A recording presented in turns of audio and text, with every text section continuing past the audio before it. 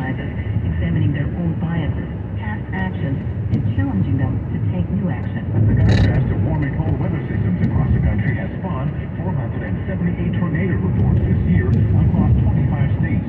That's according to the National Weather Service. NBC News reports weather experts blame warmer than usual winters as the key ingredient for severe storms this spring because of atmospheric instability. I'm Esther Dillon, along with Steve David, on your home for 24/7 News, the Black Information Network. And here's Morgan Wood with your Healthy Minute. April is Mental Health Awareness Month, and nearly 1 in 5 U.S. adults are experiencing a mental health concern.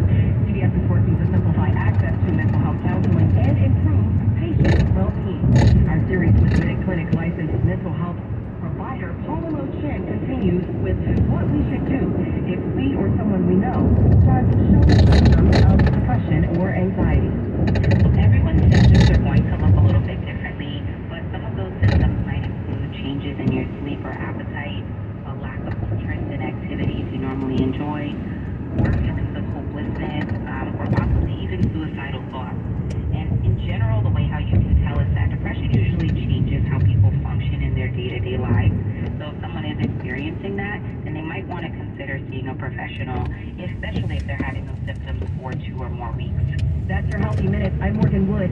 CBS is a proud founding partner of the Black Information Network.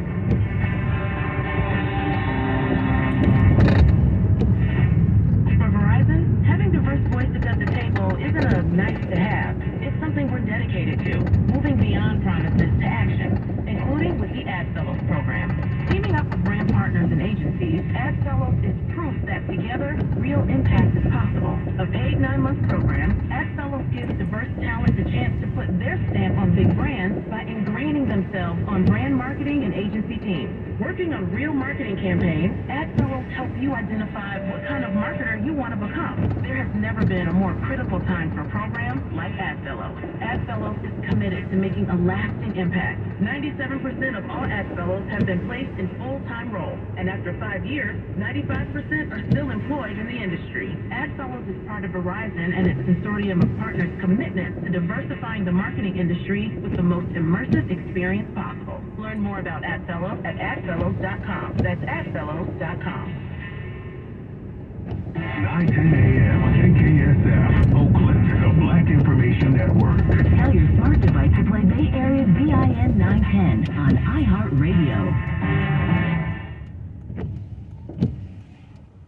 I'm Terry McCready. And I'm Kevin Brown on your home for 24/7 News, the Black Information Network. Former President Trump is charged with 34 felony counts, but now House Republicans are angry and pushing back aggressively against Manhattan DA Alvin Bragg. Representative Ronnie Jackson tore into Bragg on social media, calling the veteran federal prosecutor a spineless weasel who was orchestrating a partisan political stunt. This as firebrand GOP Representative Marjorie Taylor Greene responded to the charges brought against the former president by promising a deeper dive into the Biden family, including his troubled son Hunter's financial records. David Wright says the Chicago police forced him to confess to the 1994 shooting deaths of his 2 friends. Wright ended up spending nearly 30 years in prison, but now he's been exonerated after the charges against him were dismissed by Cook County prosecutors. He was released last year and says he's focusing on getting justice for wrongfully convicted people. Wright was 17 years old when he was allegedly forced to sign a confession after a 14-hour interrogation that his attorney described as abusive. A federal civil rights probe is being opened after police fatally shot a black teenager last month in Washington, D.C.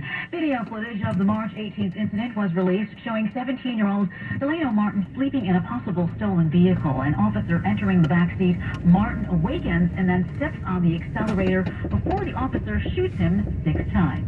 The U.S. Attorney's Office announced a civil rights investigation into the circumstances leading to Martin's death, as the teen's mother is calling for the officer to be fired and charged. Anti-apartheid activist Randall Robinson is laid to rest. A trailblazer who advocated reparations for the descendants of slaves died on the island of St. Kitts, where he lived in self-imposed exile for 2 decades.